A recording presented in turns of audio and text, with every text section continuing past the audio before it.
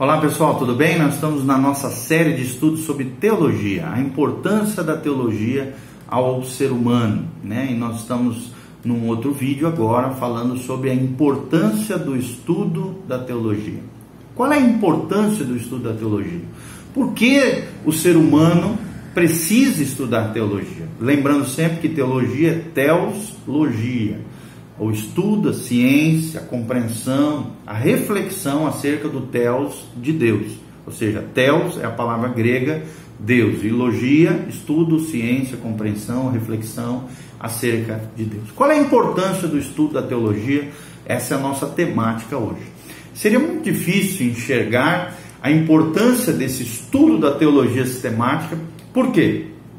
Quem queira saber, né, com exatidão, alguma coisa do mundo, do universo, do homem, da história, de Cristo, da salvação, em suma, né, informa-se de tudo que seja de primordial interesse ao homem e tem por força de também aprender, compreender, refletir acerca da existência de Deus, da revelação do próprio Deus. E se Deus é o grande mestre, e Ele é, o que nós podemos compreender e conhecer acerca dele? Se Deus realmente é o Criador dos céus e da terra, o que nós podemos crescer em compreender e conhecer mais acerca de Deus? E há tanto erro, infelizmente, a respeito de tudo isso, que se torna necessário um conhecimento sólido e seguro, amplo, de todos os assuntos de grande interesse para a humanidade. Daí a importância do estudo da teologia. Fora das revelações de Deus não se encontra tal conhecimento. E esta é a razão pela qual baseamos o nosso estudo naquilo que Deus tem revelado ao homem através da sua palavra. Principalmente das Escrituras, esse é a principal e a fonte mais segura de tudo isso. Devemos então, nesse trabalho, nessa empreitada de estudarmos a teologia, orar muito para que a nossa visão seja clara, seja pura, o nosso zelo, elevado o nosso ideal e reto o nosso coração, o nosso espírito, como também o espírito daquele a quem almejamos conhecer. E é claro que Deus é um espírito puro, bom e reto e correto, ok? Então, que o nosso espírito, o nosso coração esteja alinhado com esse espírito puro, perfeito, bondoso, maravilhoso, o espírito do nosso Deus. Só é possível isso através da conexão do homem com Deus pelo Espírito Santo. Se almejamos conhecer a Deus, é necessário a operação do Espírito Santo dentro de nós, para que Deus se revele a nós através do Espírito Santo e possamos conhecer mais de Deus. Devemos, é claro, prosseguir nesse estudo com o mesmo espírito, com o mesmo coração que Deus recomendou a Moisés quando lhe apareceu na sarça ardente. Ele disse lá em Êxodo 3, de 3 a 6, Moisés, disse o Senhor, agora me virarei para lá e verei esta grande visão, porque a sarça se não queimava, disse Moisés no livro de Êxodo. E vendo o Senhor que se virava para lá ver ele, né, bradou a ele do meio da sarça e disse, Moisés, Moisés. E ele disse ao Senhor, eis-me aqui. E disse, não te chegues para cá, tira os teus sapatos dos teus pés, porque o lugar em que estás é terra santa. Então temos que ter esse espírito de reverência, de temor do Senhor, ao mesmo tempo de zelo, como já falamos, um zelo puro, um ideal elevado, um coração reto diante de Deus, uma visão clara de fé e dizermos, para cada um de nós, dizemos ao Senhor, eis-me aqui, Senhor, eu quero te conhecer ainda mais, eu quero te compreender, eu quero refletir acerca de Deus, dos seus grandes feitos, e daquilo que Deus significa para cada um de nós. Então, quais são as fontes da teologia sistemática? É uma outra pergunta que nós precisamos responder. Quais são as fontes da teologia sistemática? De onde vem o material da teologia sistemática? Quais são as suas fontes? Será que vem de todos os lados? E nós vamos tentar responder isso. De toda parte, é claro, vem o material. São inúmeras as fontes, os pensadores cristãos. Além disso, é claro, a fonte mais segura, as Escrituras. Devemos aprender de tudo o que nos possa ensinar alguma verdade acerca de Deus e de todas as suas relações com o mundo. É claro que a teologia cristã só conhece um Deus, o Criador de tudo quanto existe. Todas as coisas, por isso, têm relação com Ele e podem ensinar-me muitas verdades a seu respeito.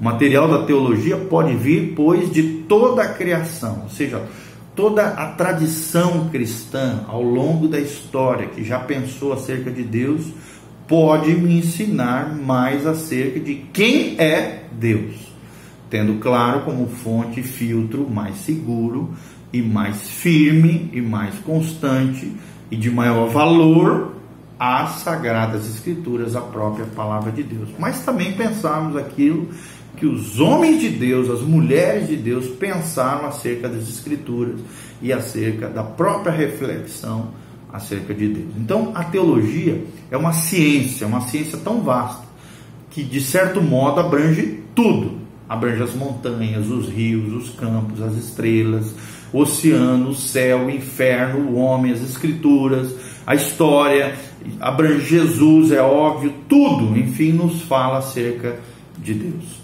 Como nós lemos no Salmo 19, de 1 a 4, os céus declaram a glória, e o firmamento anuncia a obra das suas mãos. Um dia faz declaração a outro dia, uma noite mostra sabedoria a outra noite, não há linguagem, nem falam de si, não ouçam as suas vozes. A sua linha se estende por toda a terra, e as suas palavras até o fim do mundo. Salmo 19, de 1 a 4.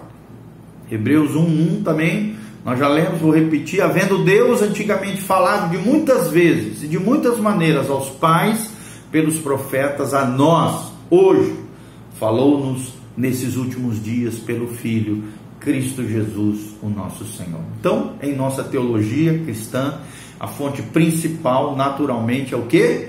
É a revelação do próprio Cristo. A revelação de Deus não somente ilumina o campo da teologia, que é uma ciência vasta, mas também derrama sua luz benéfica sobre todos os assuntos em que a teologia se interessa, em que abrange, em que se reflete a teologia. E sendo Jesus a inspiração da religião cristã, é por isso mesmo o centro de toda a revelação de Deus. Tudo que há de mais precioso, de mais valioso acerca de Deus, provém de Jesus de Nazaré. Está lá em Colossenses 1,19, porque foi do agrado do Pai que toda a plenitude nele habitasse. Porque foi do agrado do Pai que toda a plenitude nele, ou seja, em Cristo, habitasse. Colossenses 1,19.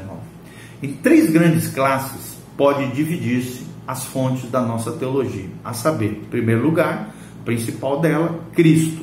Segundo, o universo criado por Deus. Terceiro, a história do pensamento cristão. E pela revelação cristã que podemos compreender a história do homem, claro, e do pensamento cristão. Então, primeiro, Cristo.